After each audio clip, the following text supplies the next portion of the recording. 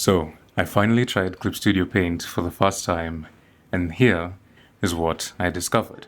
Welcome back to the channel. My name is Luke, and before I begin, I want to thank you guys so much for 200 subscribers. It really means a lot to me that people have faith enough in my journey to be able to subscribe, and I am eternally grateful.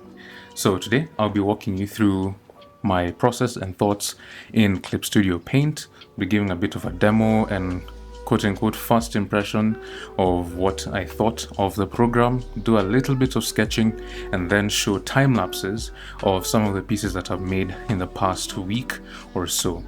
And then I will conclude and the video will be over. So today should be a relatively short video and I hope you enjoy it. So let's jump straight in to Clip Studio Paint. We're gonna start with the UI.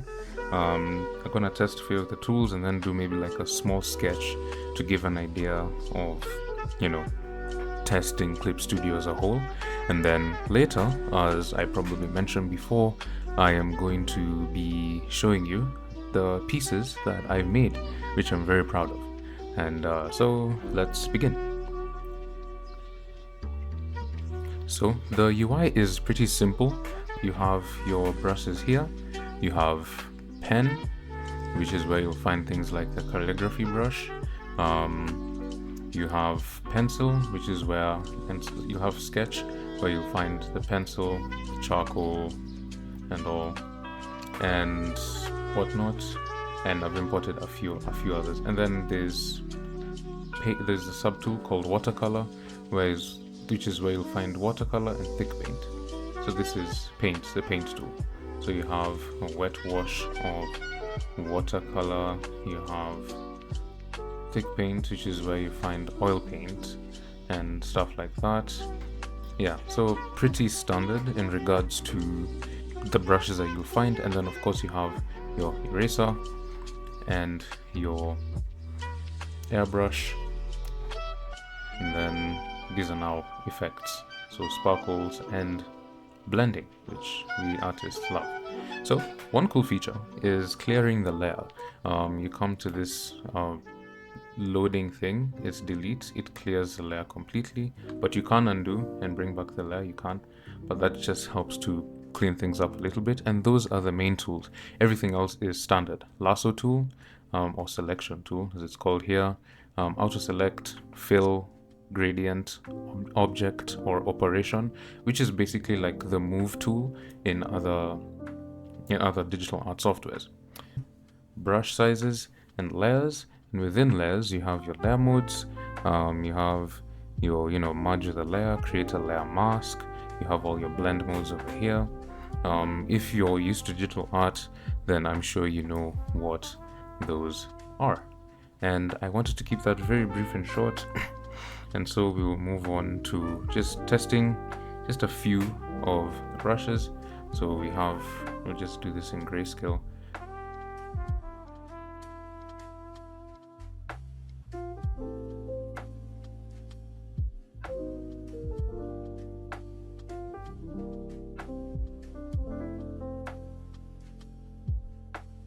So now I'm going to do a small character sketch of sorts, to just give an idea as to what's going on. It might not be as accurate as I want it to be, considering the tablet that I'm using, but I do believe that we can make it work to the best of our ability.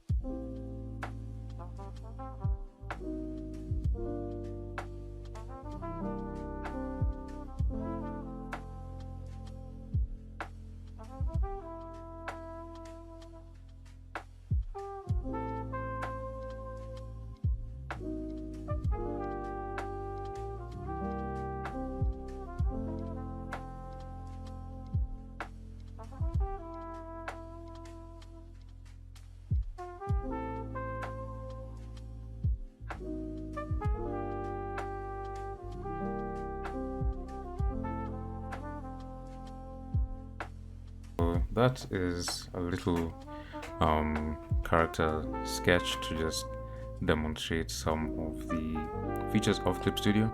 Again, I'm not an experienced artist necessarily or whatnot. I'm just trying to give my first impression as to the use or usage of this application, and it's actually quite a fantastic application. So now, pros and cons. Pros, it's very intuitive and it's relatively easy to use, and the tools are very easy to find and to use with one another, and brushes and all those are very good brush library in regards to textures and stuff like that. And I'd say the only con for me personally was just finding the time-lapse feature.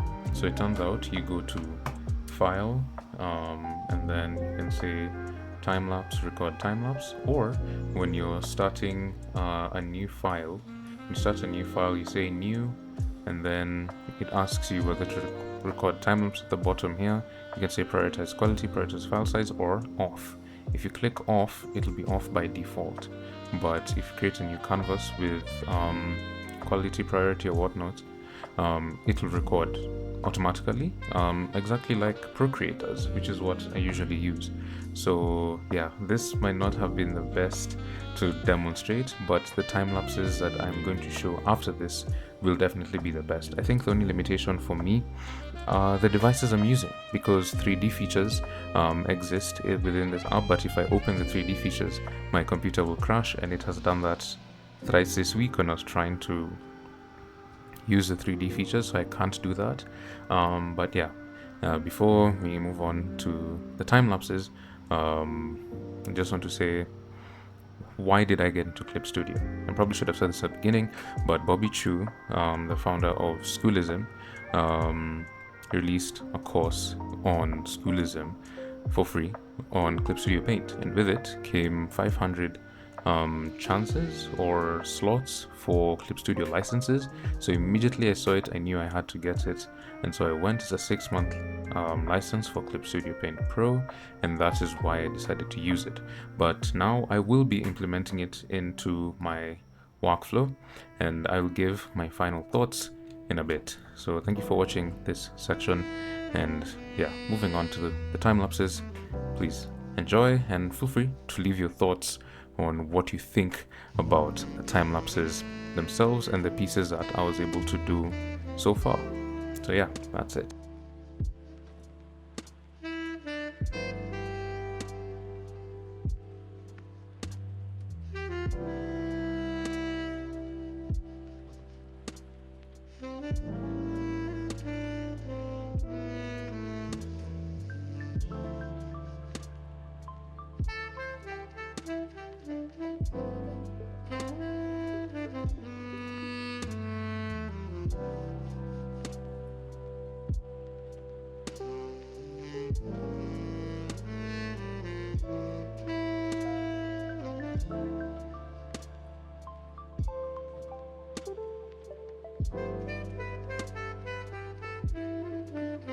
So that was it. That was me testing out Clip Studio Paint. It is an exceptional art program, and I'm still trying to find a way to implement it into my workflow. And I have created a few other pieces with it by the time this video is coming out, and 10 out of 10 would recommend.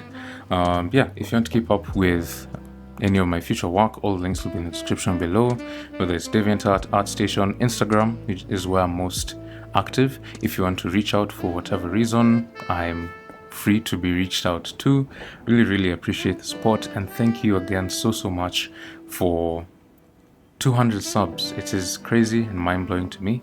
The next few videos are going to be slightly different from this one. There'll be more of a talking about something while a time lapse is playing sort of video, as I'm trying to figure some things out in regards to the videography of my videos, and trying to balance that with my current schedule.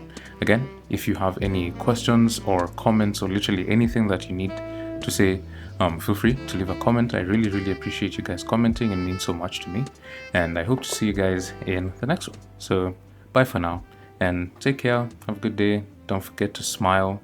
You know, there's enough negativity in the world, so it doesn't hurt to smile a little. And again, thank you so much. See you in the next one. Cheers.